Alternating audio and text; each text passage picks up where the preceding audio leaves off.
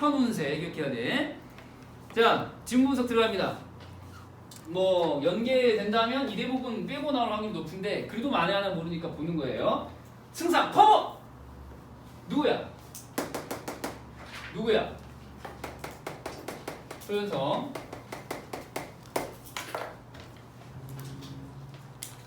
자, 아무리 공주라도 이렇게는 못할 것이다 라고 있잖아요. 공주에다가 동그라미 딱 하고 공주. 자, 공주는 누구냐? 여기 EBS에 나온 대목의 명예공주.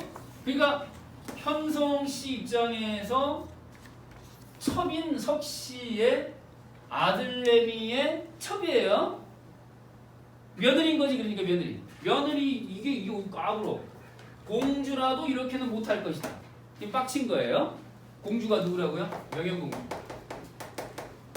자, 그리고 며느리라고 쓰면 며느리. 일종의 며느리인 거지, 며느리. 자, 그리고 곁에 있는 이들은 빨리 공주를 잡아내려라. 충분히 예상이 되죠. 공주의 몸에 손을 댄다? 말이 좀 안 되잖아요. 그래서 이게 지금 왕권하고 가부장의 권력하고의 충돌 상황에서 가부장의 권력이 우월한 상황, 좀 납득이 좀 안 되는 그런 상황인데 그런 겁니다. 며느리 잡아! 말 마치니까 운성이, 자, 운성 동그라미. 자, 칠판 봐. 운성이가 누구였냐?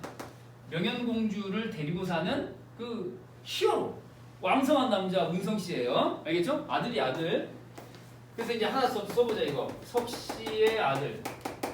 우리 이제 배운 거니까 복습하는 거야. 석씨의 아들이다. 기억해놓고. 알겠죠? 자, 신일 꾸짖도 내쳤고요. 자, 그 다음에 그러자 공주가 크게 꾸짖으며 크게 꾸짖으며 와, 당돌하네요. 근데 직감이 공주이기 때문에 명예공주가 가만히 있을 리가 없죠. 야, 누가 감히 나를 범하게 했느냐? 그러면서 이제 뻗대 보는 건데요. 소용없습니다. 감옥에 가둬버려요. 사설 감옥이 있어요. 17년을 감옥에 있어.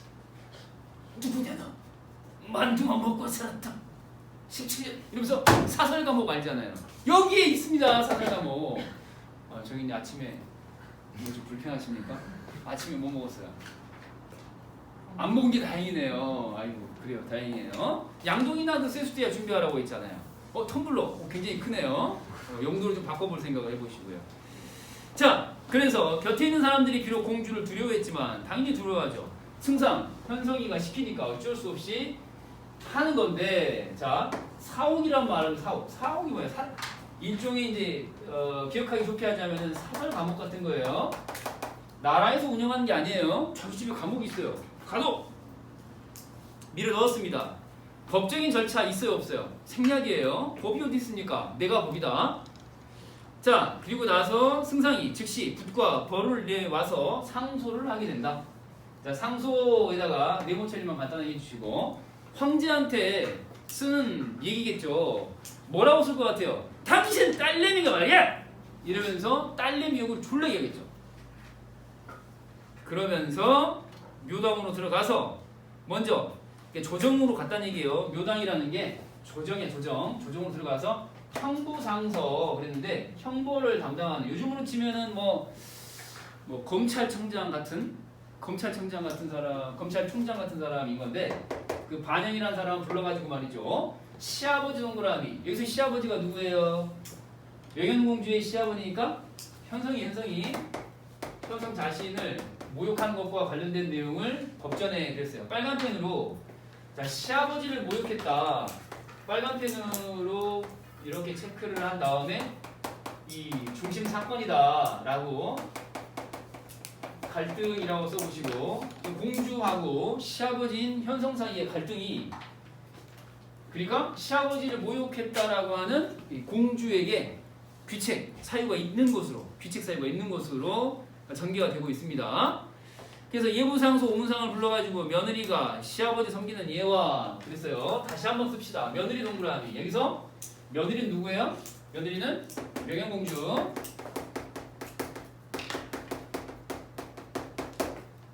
시아버지가 며느리를 대접하는 법을 알아오라고 하였다.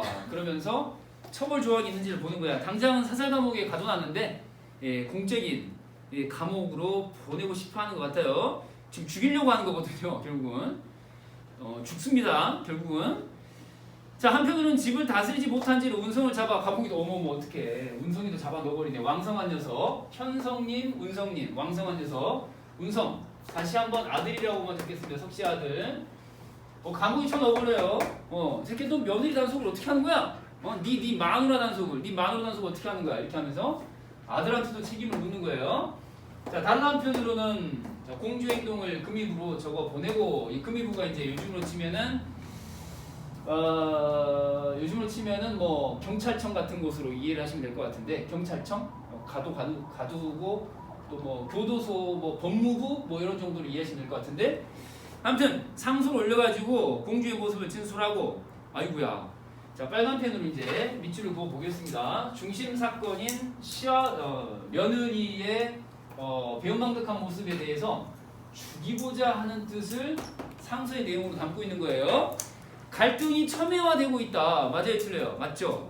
죽고 사는 문제 돼버렸어요. 그래서 황제가 그 상소 올린 걸 보고 크게 놀랐다. 반응 간단하게 검정색으로 밑줄 그어놓고요. 크게 놀랐어요. 당연히 놀랐겠죠. 자기 딸내미를 죽이라고 하는 건데 감히 황제한테 진짜 와우 이거 뭐 개포가 장난 아니죠. 딸내미 단속을 어떻게 한 거야? 뭐 이런 건데 황후하고 상의를 했대요. 황후가 누구죠? 황후가? 황제의 마누라하고 상의를 했는데 당연히 부황후라고 했는데 황후가 있고 진짜 황후가 있고 뭐 부황후가 있냐? 그 성씨야 성씨예요 성씨. 그래서 부시성을 가진 황후인 거예요. 크게 노여하여 밑줄 딱 긋고 당연하죠. 화나죠. 빡치죠. 자, 황제는 놀랐고 엄마인 황후는 당연히 화가 나죠. 그래서 필부소경은이라고 했는데 필부 동그라미 필부란 말 들어봤지? 특별한 사내야 보통 사내야? 보통 사내 소경은 소경 동그라미. 야 소경 그러면 누구라고 그랬지? 소경 그러면은 소시성을 가진 높은 벼슬의 인간. 누구? 소경은 현성이다. 시아버지를 얘기하는 게 시아버지. 어떤 사람에게 나의 공주를 이렇게 업신여깁니까? 핍박하고 업신여깁니까? 그랬더니 황후가 자 이거 황제의 태도가 졸라 웃겨요. 노여하지 마십시오. 밑줄. 그러니까 당장에 그 마누라가 딸내미 걱정하는데 아유 너무 빡치지 말고 화내지 말고 좀 진정해 뭐 이렇게 달래고 있는 건데 희한한 상황이죠. 그래서 다시 오른쪽 위로 가시면요. 주도권을 잡아서 위험이 짐의 바로 아래에 있습니다 라고 하잖아요. 그걸 자, 일단 짐에다가 동그라미 딱 하시고요. 짐은 수화물 같은 게 아니고요. 1인칭의 황제 자신을 낮춰서 하는 얘기가 되잖아요. 그렇죠? 자, 우리 그 45개 고전수설 필수호칭 외웠던 것에다가 추가할 수 있는 게 바로 짐인 거죠. 짐. 과인이라는 말하고 비슷한 과인. 내가 바로 아래 짐의 바로 아래에 있다라고 있잖아요. 위험에다가 동그라미 딱 하시고 그 위험 때문에 함부로 하지 못하는 거죠. 누구의 위험을 말하는 거예요? 현성의 위험을 지금 얘기하는 거예요. 그러니까 요즘으로 치면은 뭐 예를 들어서 뭐 국회의장이나 뭐 이런 거죠. 이런 느낌으로. 그래서 이제 이런 사람이니까 함부로 못한다 이거예요. 그래서 태자와 여러 왕들이라도 마음대로 처치할 것인데 그랬어요.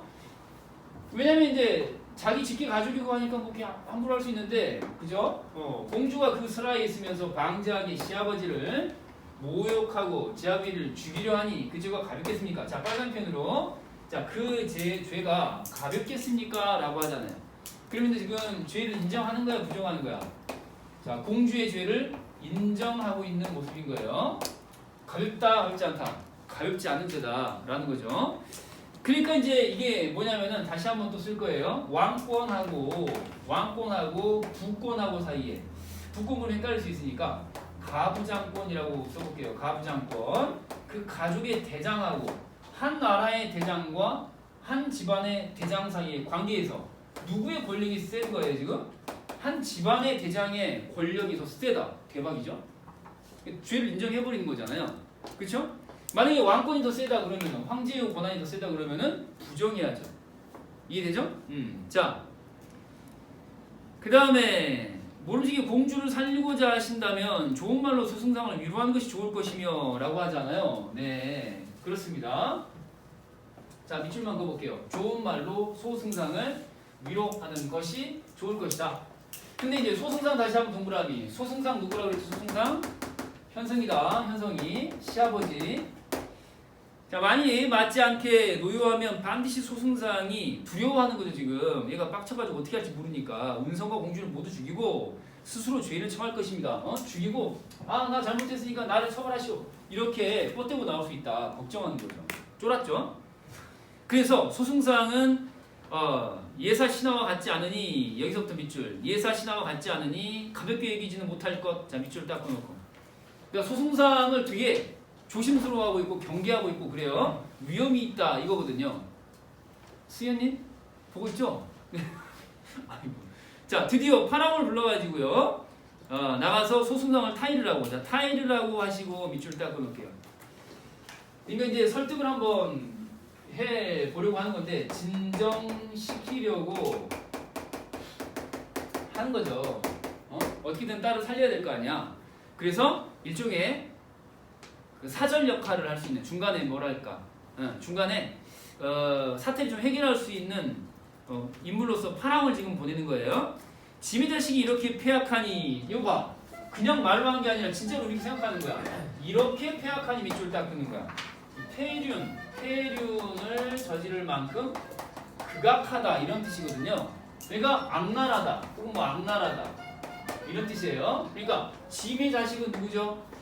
명현공주인데 명현공주 자신 이 딸이죠. 딸 자신의 죄를 인정하냐 안 하니 인정하는 거거든요. 우리 딸이 이게 몹쓸 짓을 저질렀다. 진심이에요 이거. 법은 인정이 있을 곳이 아니니 법은 무정하죠. 정의에 의해서 판결하는 게 아니니까.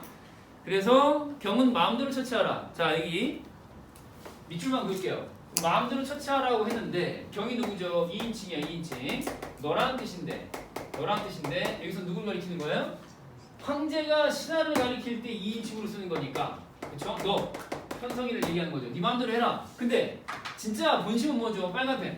공주는 국법으로 다스리라. 밑줄 닦어. 이게 무슨 말이냐? 죽이지는 마라. 이런 뜻이에요. 국법으로 다스려라. 그래서 이제 죽이지는 말라라고 지금 얘기를 하는 건데 형씨에다가 동그라미 해볼까요? 형씨. 자, 여러분 형씨 어디 있나요? 여기 있네 여기. 형씨 누구예요? 운성의 본처. 그러면은 명현공주하고 무슨 관계에 있어? 경쟁 관계에 있는 본처 형씨예요. 알겠죠? 그래서 써볼게요. 누구? 왕성한 운성씨. 운성의 본처라고 씁니다. 운성의 본처. 네 아들인 운성이 본처에게 상원이라고 하는 일종의 벼슬은 아니고 일종의 명예직 같은 건데 여자한테 내리는 일종의 호를 냅니다. 시호인 건데 아무튼 그렇게 회유를 하는 거죠. 회유를. 그러니까 이제 야, 좀 공주는 살려주라 이 얘기를